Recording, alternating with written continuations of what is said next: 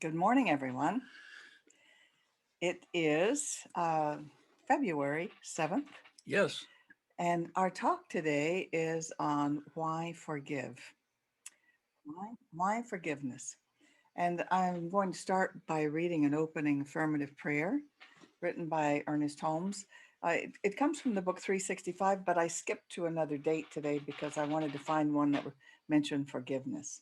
So the title is called I Clear My Mind of Discord. And the Bible quote is from John 14:27. Peace I leave you, my peace I give unto you. How are we going to how are we going to heal ourselves and others? By first becoming convinced that love is the principle of nature. We have ample evidence scientifically, logically, and intuitively that there is no need for anyone in the world today to speak of love as mere sentimentality. We have to practice the presence of God as love, as friendship, as peace, as joy, if we would know the fullness of the adventure of living. It is a terrible burden to dislike people and to be critical. All it does is cover up a perpetual pain in our own heart. It is a whistling in the dark to keep up our own courage. How much easier it is to love people, to learn to forgive rather than to hold grudges. We should not go to bed at night until we have cleared our mind of every animosity. Love is the greatest healing agent on earth, for our body as well as for our affairs. To be a friend is the greatest privilege I can experience. Therefore, I extend loving friendship to all I meet. I identify myself with the givingness of God's own nature, knowing that I am in league with the highest force in life. And so it is. Beautiful. There's a lot, a lot of substance there to grab onto. To be a friend is a great privilege, and I wonder how often we are able to be a friend to ourselves, and to be a friend to ourselves, and to extend the forgiveness that we would extend to others to ourselves is a leap often for people that is simply too far. It's interesting to me that we may have difficulty forgiving other people, but I really believe we have a lot more difficulty forgiving ourselves. And because of that, then there is a holding on to the conditions that not loving yourself has created. And so we often live in a condition, an unconditional, not loving space, asking others for unconditional love and asking for a love that would be healing. And so those two bump into each other pretty powerfully. So I think that is a realization I'm just coming to that's really, really powerful. And we'll get back to it on self-healing. But if I may, I'd like to talk about forgiving others. Because as Ernest Holmes said, it's a process of Mhm. learning. You have to learn how. We are not born knowing how to easily forgive. Except maybe we forgive our parents when we're little. Even as little children, we forgive them because we know they love us, and they can't always fulfill their promises and things like that, and so we learn to forgive them. But I found that it's a very difficult thing to forgive others because we really hold on to our hurts. Ernest calls them our cherished resentments. We don't like to let go of those cherished resentments. We've really been holding on to those. And the problem with it is it keeps us a victim. And I love also A Course in Miracles says that we don't know how to forgive, but we can ask the Holy Spirit to forgive for us, to help us forgive. And I have done that exercise and it did work. I did someone I was having trouble forgiving. But before that, I just want to go to generally what I find is, and I find a lot of Christians saying, as soon as somebody murders their child and they go, oh, I forgive them. I'm a Christian, so I must forgive them. And, what I've learned as a psychotherapist is that's too soon. You can't forgive anybody that soon. You have to go through the stages of forgiveness. And the first stage is the inevitable when you feel really hurt. You feel really crushed that someone has done something to you and has created a loss for you. And the next step, and this can be a long time before people get to this step, you have to get good and angry about it. And the reason you need to get good and angry is because until you do, you never leave the victimhood.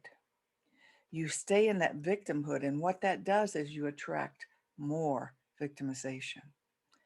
And it becomes just a downward cycle because you just say, I am a victim. I have been victimized. I have been hurt. And you can't forgive and you can't let go. So you just stay in that. So you have to get good and mad. Say that was not right. And with that saying it was not right, we have to not we have to know that forgiveness is not condoning.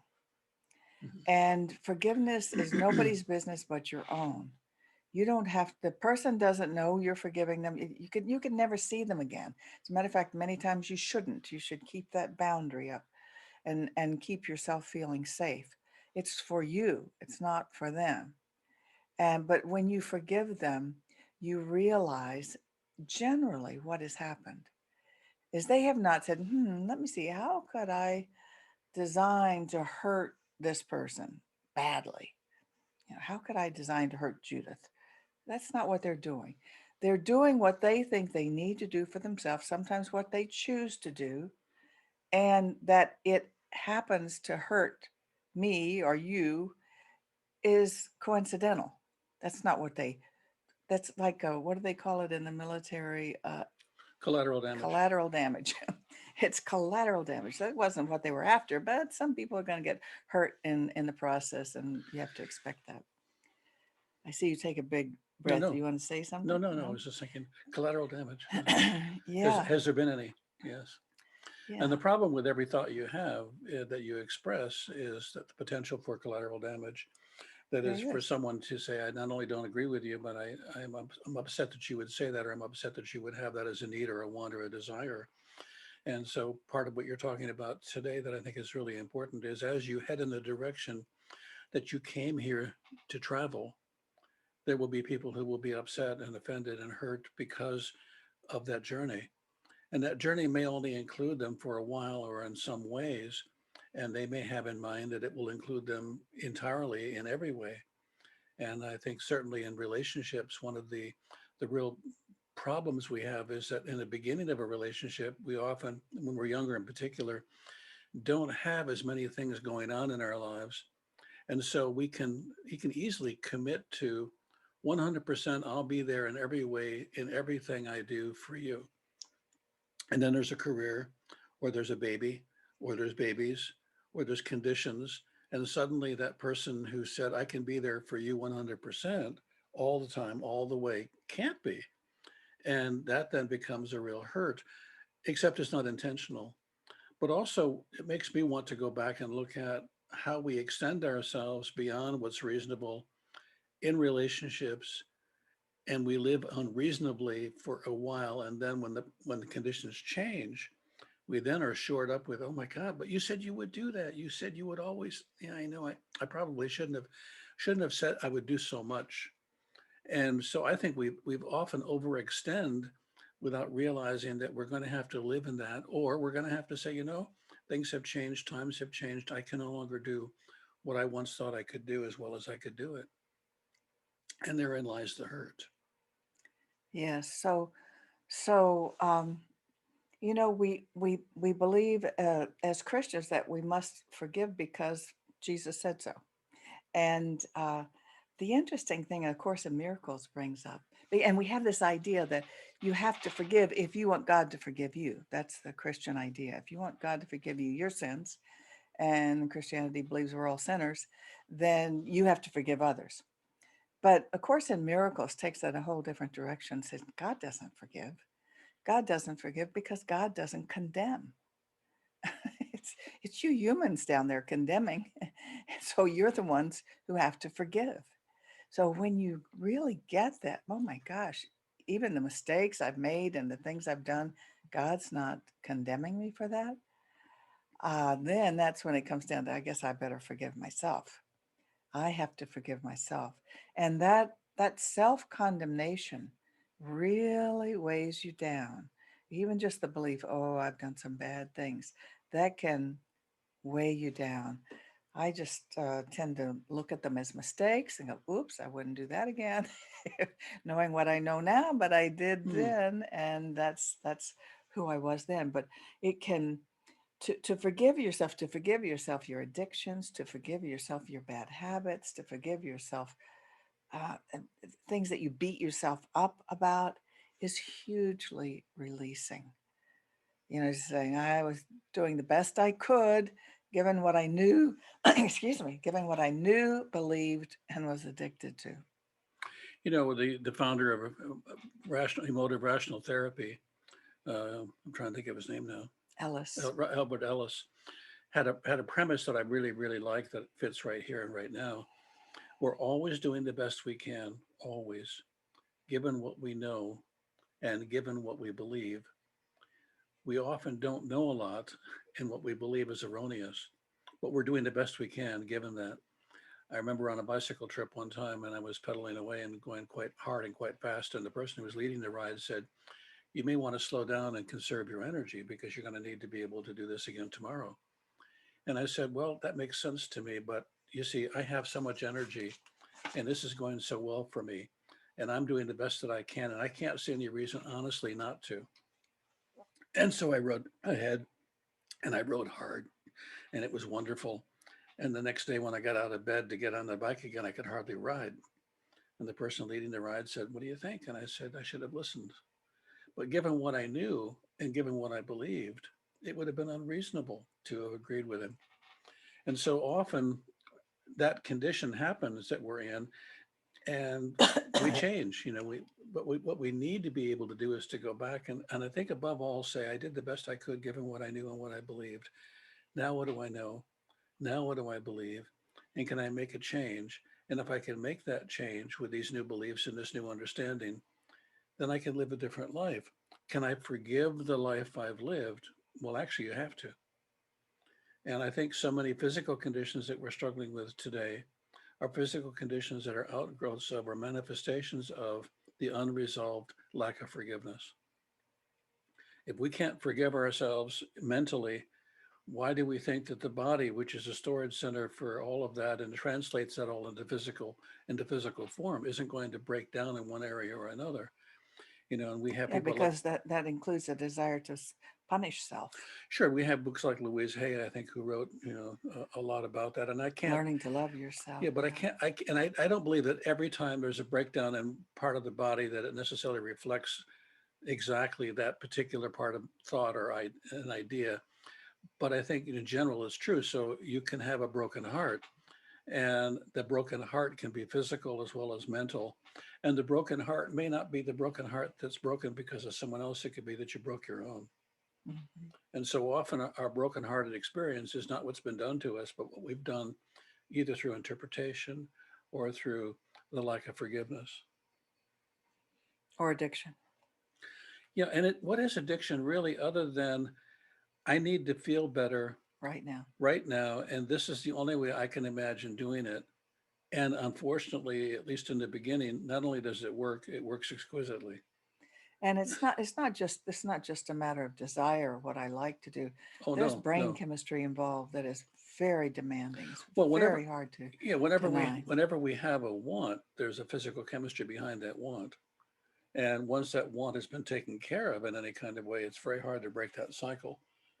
Right. They did experiments with mice, for example, trying to understand cocaine addiction, and they gave the mice a choice of taking cocaine or food, sugar water, and they found that they would continue to click on the cocaine paddle, be rewarded with cocaine until they died.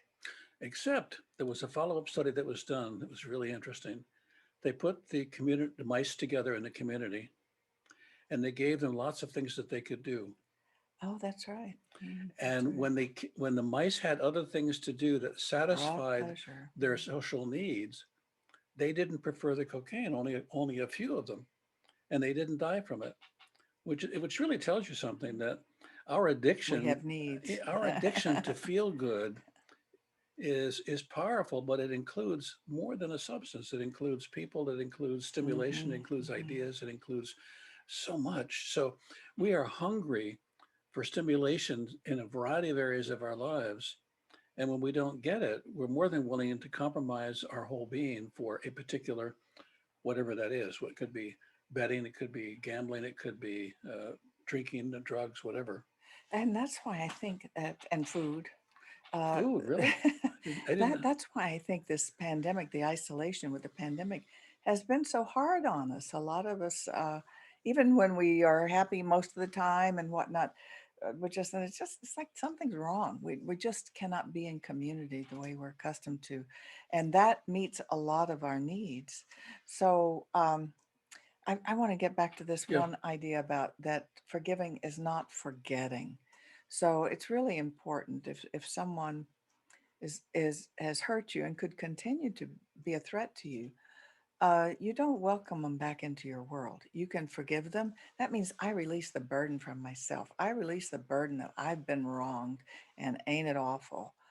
The person was going for what they wanted. I happened to be collateral damage, and I released that.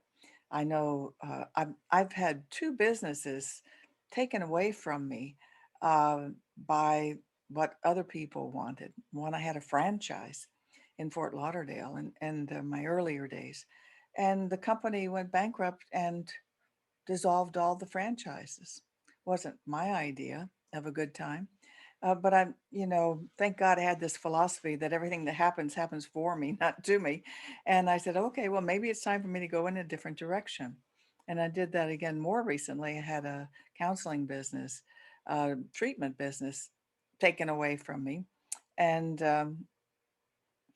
I forgive that person that did it, but I keep big boundaries. If I don't talk to that person, see that person, don't want him in my life, but I still forgive him. And I'm actually grateful now because it set me back on the path to go back into ministry, which is really rewarding to me.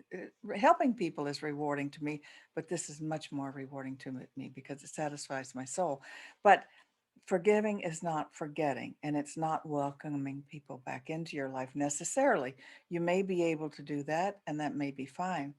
But I did find with that exercise with the Course in Miracles that I did, I totally forgave the person and then invited them back into my life to do the same thing all over again, which was go into business together. Wonder how many businesses we've started in our lives. And then a disaster happened, and he blamed me or us, and so it's just I forgive him again, but I kept big boundaries up after that, and I'm not going near that person. And that's okay because the forgiveness isn't for them, it's for you. Hmm. It's for you to lighten up, to know that ultimately there is no victimization. But again, We're here for a long time. we could translate that again to self. What have I done that I need to forgive myself for? That Mm, doesn't mean I'm going to have to forget it. The problem is if we that's true. don't forget very often, we go back and then when we remember, we also remember the guilt, remember the shame, remember the embarrassment, remember everything that goes with that that we then use to make ourselves wrong. And if we're going to have an authentic life, we're going to be expressive and creative and imaginative and all of that, we're going to have to deal with the burden of guilt and shame and embarrassment by allowing ourselves to say, yes, that makes perfect sense given what I knew and given what I did, but it's not that, that's not happening anymore. That's over with. I Mhm. let it go. And so those experiences we've had and can often trigger within us emotions that then drive us to any number of addictive behaviors, or they could simply be, yeah, wow, that did really feel bad. And there's no part of that I ever want to have anything to do with again. Thank God I don't have to do that again, or that that's over, that that's complete. So we may have to reassure ourselves by speaking to ourselves on a regular basis is that's done. And I don't care who you are. If you've lived here more than a week or two, you've done something that you wished you hadn't done. And Yeah. by that time, you really need then to come back and say, I forgive me. I let it go. I have a quote from Mark Nepo, who's someone I'm really appreciating lately. And the quote is, "From the beginning, the key to renewal has been the casting off of old skin." So it is the casting off of the old, and that allows for a renewal of ourselves, and that's what we're looking at now, and always a new beginnings, new freedoms, new joys, new peace of mind. When reptiles develop a new skin, they develop a new skin on the outside and then they shed their skin. That's But right. just before they shed their skin, because that skin is so ready to be gotten rid of, it clouds their vision and they can't see very clearly. And I think it's a great metaphor. And Mm, when they peel off the old skin, they regain their vision. mm, And when they very can't powerful. see very clearly, snakes in particular, they strike at everything. Oh. They say, "Don't touch him now. He's getting ready to shed. He's very sensitive." And I think, wow, how many Ah. people haven't shed their skin and will strike at anything until they've done that? So, We're going to do something thank you. different. We're going to do something different this time. We missed the music that we shared with our when we could meet in person, and so I'm going to end the recording now, and we're going to play a motivating piece of music. It's also going to be an opportunity for an offertory, for you to participate in giving back if you enjoyed and valued this lesson, and I'm going to show you how to do that easily. But right now, let me end the recording. We can go to full screen or I got to put my glasses on.